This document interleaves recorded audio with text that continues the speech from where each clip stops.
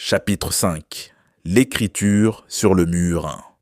Le roi Belshazzar donna un grand festin à ses grands, au nombre de 1000, et il but du vin en leur présence. Ce chapitre décrit les dernières scènes de l'empire babylonien, la transition entre l'or et l'argent de la grande statue de Daniel 2, et du lion à l'ours de la vision de Daniel 7. Certains pensent que ce festin était une fête annuelle en l'honneur de l'une des divinités païennes. Cyrus, qui était alors en train d'assiéger Babylone, eut connaissance de la fête et la prit en compte lorsqu'il fit ses plans pour prendre la ville. Notre traduction dit que Belshazzar, ayant invité 1000 de ses seigneurs, il but en leur présence. Certains traduisent cette expression de la façon suivante. Il buvait contre les 1000. Ce qui laissa entendre qu'en plus de n'importe quelle autre faiblesse, il était aussi un grand buveur. 2-4. Belshazzar, quand il eut goûté au vin, fit apporter les vases d'or et d'argent que son père Nebuchadnezzar avait enlevés du temple de Jérusalem, afin que le roi et ses grands, ses femmes et ses concubines s'en servissent pour boire. 3. Alors, on apporta les vases d'or qui avaient été enlevés du temple de la maison de Dieu à Jérusalem. Et le roi et ses grands, ses femmes et ses concubines s'en servirent pour boire. 4. Ils burent du vin, et ils louèrent les dieux d'or, d'argent, d'airain, de fer, de bois et de pierre. Le fait que, lorsque le roi commença à sentir les effets du vin, il demanda qu'on lui apportât la vaisselle sacrée qui avait été prise à Jérusalem, semble indiquer que la fête avait un caractère en rapport avec les victoires antérieures obtenues sur les Juifs. On pouvait certainement s'attendre à ce que le roi l'utilise pour célébrer la victoire qui avait permis aux Babyloniens de les obtenir. Probablement qu'aucun autre roi n'était allé si loin dans son impiété. Et tandis qu'il buvait du vin dans la vaisselle dédiée aux vrais dieux, il priait leurs dieux d'or, d'argent, d'airain, de bois et de pierre. Peut-être, comme nous l'avons noté dans les commentaires sur Daniel 3.29, célébraient-ils la supériorité du pouvoir de leur Dieu sur celui du Dieu des Juifs, dans la vaisselle desquelles ils buvaient maintenant en l'honneur de leur divinité païenne. 5-9. 5. En ce moment, apparurent les doigts d'une main d'homme, et ils écrivirent, en face du chandelier, sur la chaux de la muraille du palais royal. Le roi vit cette extrémité de main qui écrivait. 6. Alors le roi changea de couleur, et ses pensées le troublèrent. Les jointures de ses reins se relâchèrent, et ses genoux se heurtèrent l'un contre l'autre. 7. Le roi cria avec force qu'on fît venir les astrologues, les chaldéens et les devins. Et le roi prit la parole et dit aux sages de Babylone, « Quiconque lira cette écriture et m'en donnera l'explication sera revêtu de pourpre, portera un collier d'or à son cou et aura la 3e place dans le gouvernement du royaume. » 8. Tous les sages du roi entrèrent, mais ils ne purent pas lire l'écriture et en donner au roi l'explication. 9. Sur quoi le roi Belshazzar fut très effrayé. Il changea de couleur et ses grands furent consternés. L'écriture sur le mur. Aucun éclair de lumière surnaturelle, aucun tonnerre assourdissant ne retentit pour annoncer l'intervention de Dieu dans leur orgie impie. Une main apparut silencieusement et traça des caractères mystiques sur le mur. Elle écrivit en face du chandelier.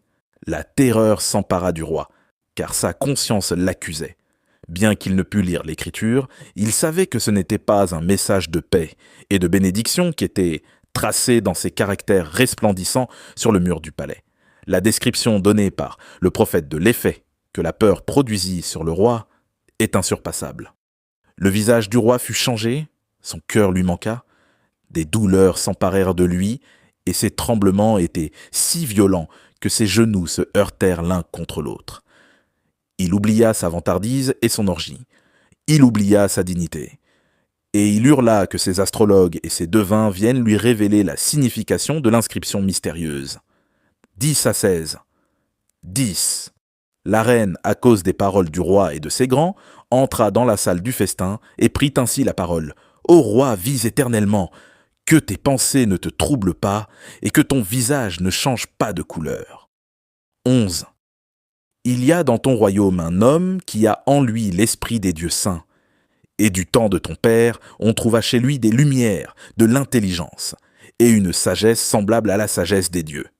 Aussi le roi Nebuchadnezzar, ton père, le roi ton père, l'établit chef des magiciens, des astrologues, des chaldéens, des devins, 12 parce qu'on trouva chez lui, chez Daniel, nommé par le roi Belchatsar, un esprit supérieur de la science et de l'intelligence, la faculté d'interpréter les songes, d'expliquer les énigmes et de résoudre les questions difficiles.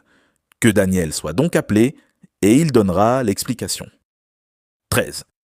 Alors Daniel fut introduit devant le roi.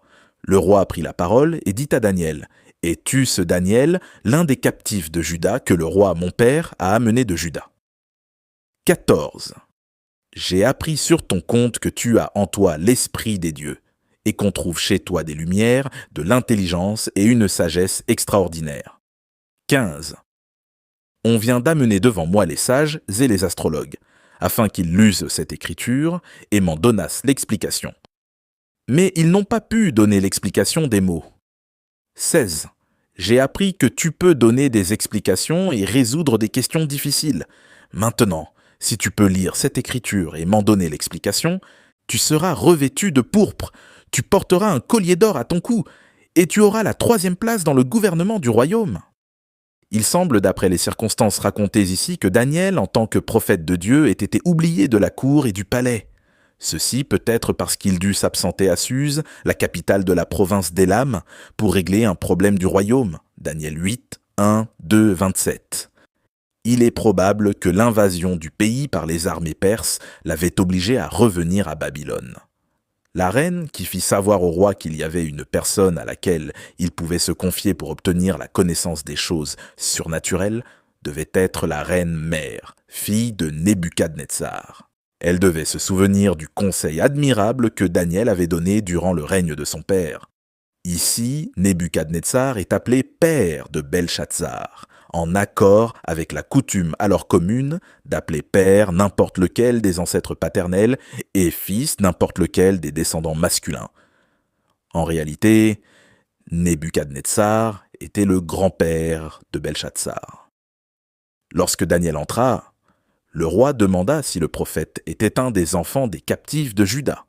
Il sembla donc qu'un ordre avait été donné, tandis que les princes célébraient leur fête impie en l'honneur de leur faux dieu, pour qu'un serviteur du vrai Dieu, un de ceux qu'ils retenaient en captivité, fût appelé à prononcer le jugement mérité de leur conduite impie.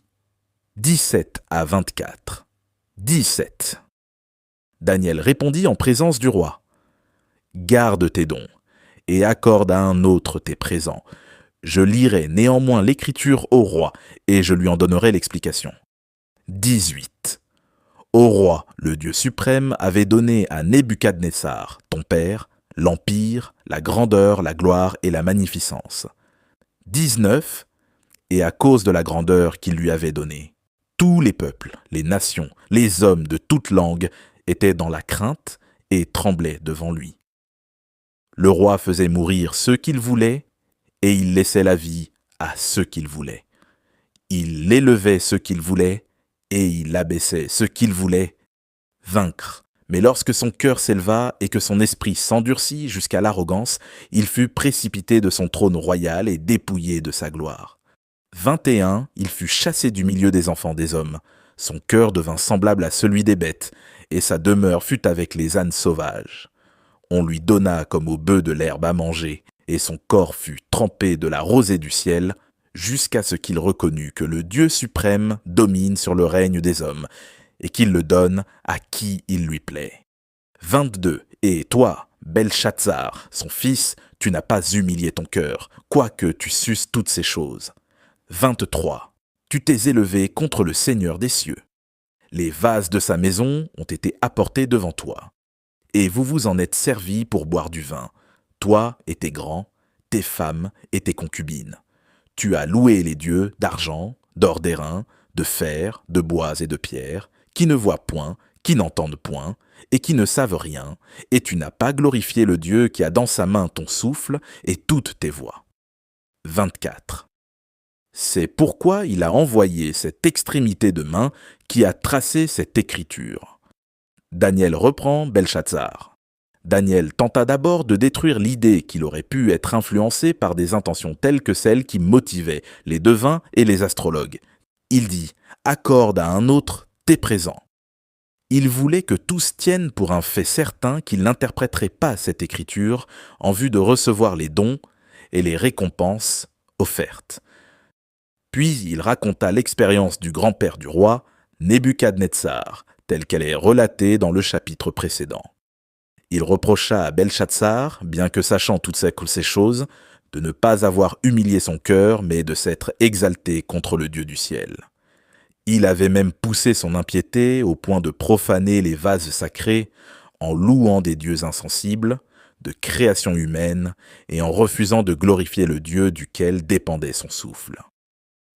C'est pour cette raison que Daniel lui dit que la main avait été envoyée par Dieu, qu'il avait défié et insulté hardiment pour tracer ces caractères terribles, bien que leur signification en soit cachée. Ensuite, il passa à l'explication de l'écriture. 25 à 29, 25. Voici l'écriture qui a été tracée, comptée, pesée et divisée. 26. Et voici l'explication de ces mots. Comptée, Dieu a compté ton règne et y a mis fin. 27. Pesé. Tu as été pesé dans la balance et tu as été trouvé léger. 28. Divisé. Ton royaume sera divisé et donné aux Mèdes et aux Perses. 29. Aussitôt, Belchatsar donna des ordres, et l'on revêtit Daniel de pourpre. On lui mit un collier d'or, et on publia qu'il aurait la 3e place dans le gouvernement du royaume. Daniel interprète l'écriture. Chaque parole de cette inscription représente une phrase. Men.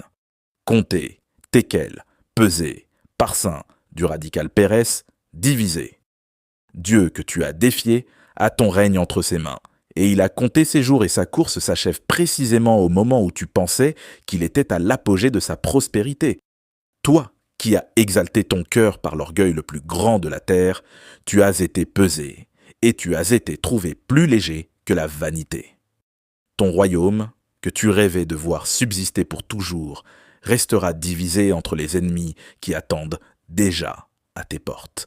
Malgré cette terrible accusation, Belchatsar n'oublia pas sa promesse, mais il revêtit immédiatement Daniel d'un manteau pourpre, d'une chaîne d'or, et il le proclama 3e gouverneur du royaume. Ce que Daniel accepta 28 probablement pour être dans une meilleure situation afin de veiller sur les intérêts de son peuple pendant la transition du royaume suivant. 30 à 31, 30. Cette même nuit, Belchatsar, roi des Chaldéens, fut tué. 31. Et Darius, le Mède, s'empara du royaume, étant âgé de 62 ans. Cette scène, si brièvement mentionnée ici, a été décrite dans les observations que nous avons faites sur Daniel 2.39. Tandis que Belchatsar s'adonnait à son orgie présomptueuse, tandis que la main de l'ange traçait la sentence de l'Empire sur les murs du palais, tandis que Daniel faisait connaître la terrible signification de l'écriture céleste, les soldats perses entraient par le lit vide de l'Euphrate jusqu'au cœur de la ville et s'approchaient rapidement du palais du roi avec les épées dégainées. On ne peut presque pas dire qu'ils le surprirent parce que Dieu achevait de l'avertir de la fin qu'il attendait. Mais ils le trouvèrent et le tuèrent, et à cette heure-ci, l'empire de Babylone cessa d'exister.